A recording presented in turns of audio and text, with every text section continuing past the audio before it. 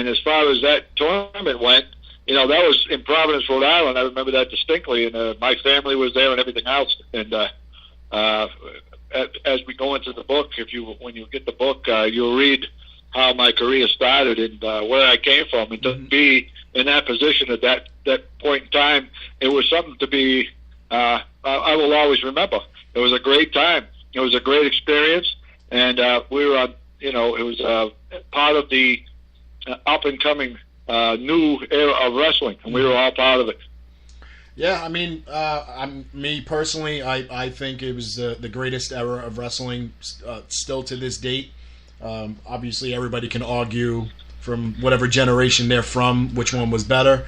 I just felt that the roster from top to bottom was just full of superstar after superstar. Not like today where you see the same 10 guys on the show week in and week out. It was everybody had a chance to main event. Everybody was in the spotlight. It was just superstars just up and down the roster. And I mean, in Hall of Famers, I mean, pretty much. It wasn't. Go ahead. I'm sorry. Go ahead. It wasn't easy. All those guys that that were superstars and the guys that were on top and all that stuff. It was a lot of hard work to stay there. It was a lot of hard work to be there. Even in where I was on the totem pole, as it were, they were. It was a lot of tough, hard work. You had to have a good work ethic. You had to be there on time. You had to do what was asked of you, and you had to work hard. And to be in and to go back to what you said about it being the best of times, I agree with you 100%. The times before us weren't great because in them days, of course, as you know, there were territories all over the country, all over the world, as a matter of fact, but all over the country. You had them down in Texas, you had them down out in California, you had them everywhere. And they were their own little entity. But when Vince McMahon took over, he had the foresight, and apparently the other promoters didn't, to use the cable that was coming out and to go from there to get the pay-per-view. He was the first one to do pay-per-views. Right. He was the first one to do WrestleManias. He was the first one to put it on cable network.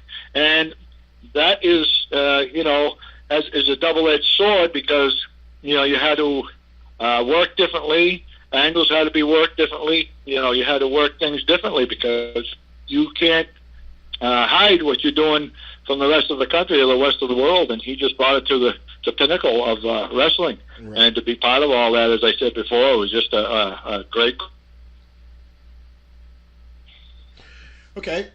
Now, I mean, again, it's really hard to pinpoint, guys that you work with. I mean, you worked with so many yes. absolute legends, Hall of Famer or not. It doesn't. To me, it doesn't even really matter. Some of the names that you've worked with that are not even in the Hall of Fame yet, like Ron Bass and Hercules, Honky Tonk Man, Brutus Beefcake. I mean, these guys are absolute legends and set the bar for wrestling now. Now, where do you see yourself? Do you see yourself as someone that possibly one day should be in the Hall of Fame? Well, that's not up to me, obviously, but yes, I would. That would be a crowning point on my career to be in the Wrestling Hall of Fame.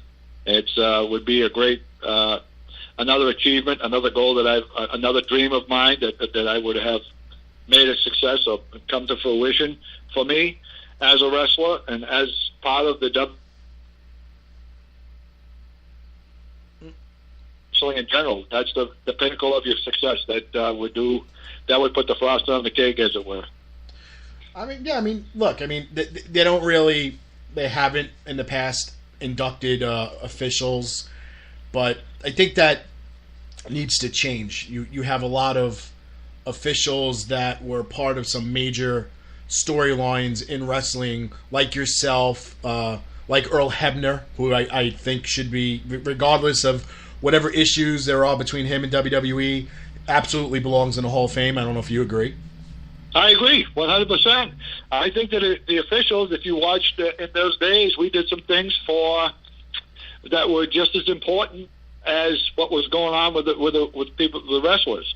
And of course, when I switched over from referee to wrestler, you know that put everything in the spotlight. They put all referees in the spotlight. I mean, I'm proud of that.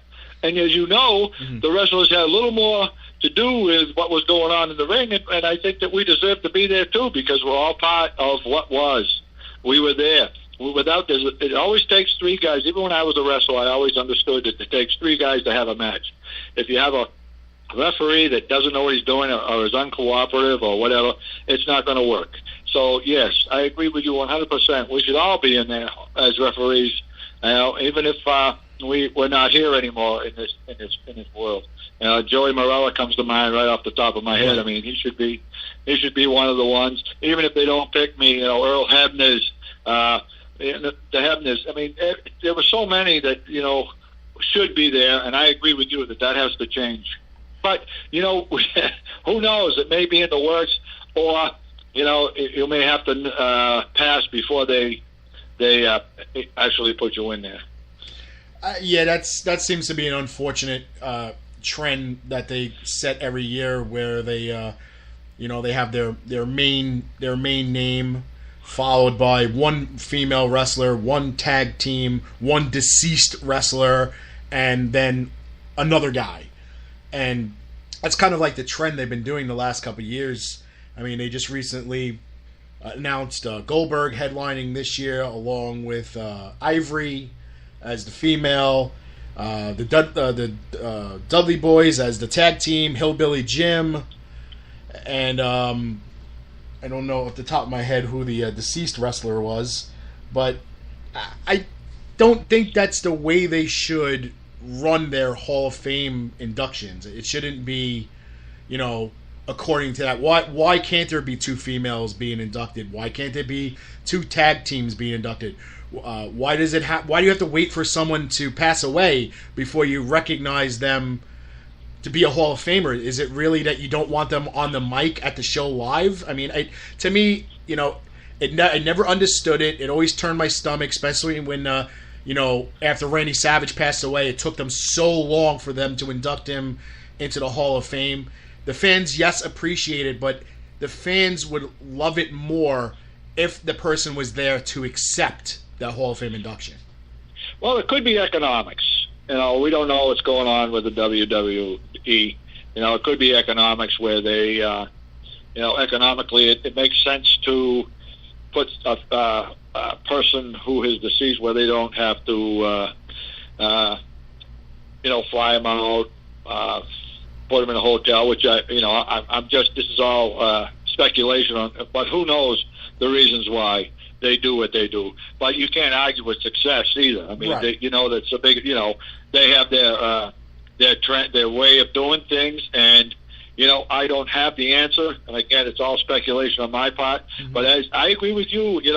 Kevin, you're on the ball. You really understand the concept of having someone who is still on this earth to go out there on that mic, and I'm sure the fans would really, really appreciate it more than what you just said, than have somebody there that's deceased and have somebody, come out that isn't him. And I'm sure, it's a remarkable thing what we can do today. But, again, I'm just going to agree with you on that point. I think we should just go on from there. But I would love to be inducted into the Hall of Fame someday, and hopefully I'm alive when it takes place. As do we. Thank you. So I'm going to ask you one more question before we get into your book. You've worked with Hogan. Yes. Did you work with Ric Flair?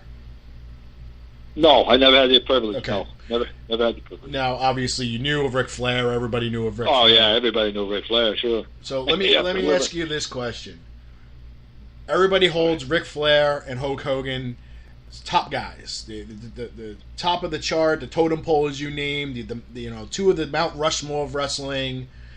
But I always pose this question: Ric Flair, as great as he was, would he been able to carry the industry of wrestling and make it what it is today, like the way Hogan did, and change the industry for what it is now?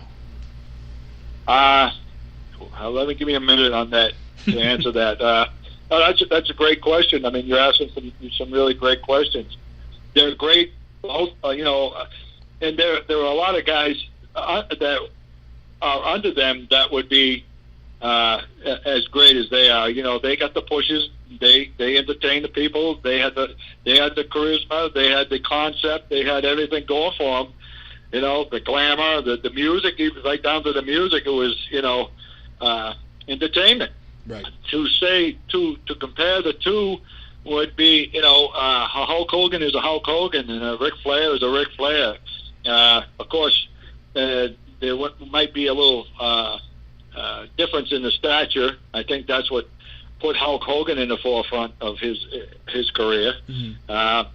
But as ability, you'd have to go with Flair, because Flair was one of the greatest workers I ever saw. Mm-hmm. in my opinion. Hulk Hogan, as you know, and I'm not offending anybody here, but in my opinion, Ric Flair could, in that respect, probably carry the load, as you put it. Right. But as far as charisma went, and when Hulk Hogan walked into a room or an arena or came out to the ring, he was bigger than life.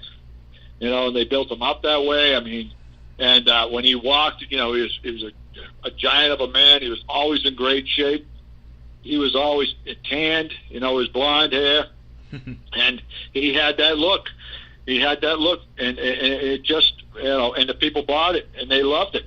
And Ric Flair, the same thing. But I don't think it was as good, and maybe it's because of his the promotion of him. The way they promoted the Hulk Hogan was, it was the greatest thing I ever saw. And I don't think Ric Flair got the breaks along the way that Hulk Hogan did. But to answer your question, I'm going to have to give it to Hulk Hogan. I don't think that Ric Flair could have brought the wrestling into the realm of where it came if Ric Flair was carrying the ball. Now, you mentioned, their ability in the ring, which I agree, Ric Flair was by far the more superior wrestler and technique. Oh, yeah, by far, yeah. But a lot of people also say, if you watched video of Hogan before he came to WWE, especially in Japan, that he actually wrestled a lot of technical matches despite his size, and WWE kind of dummied him down, for the fear of him getting hurt. I would agree. And I think that was a good idea. As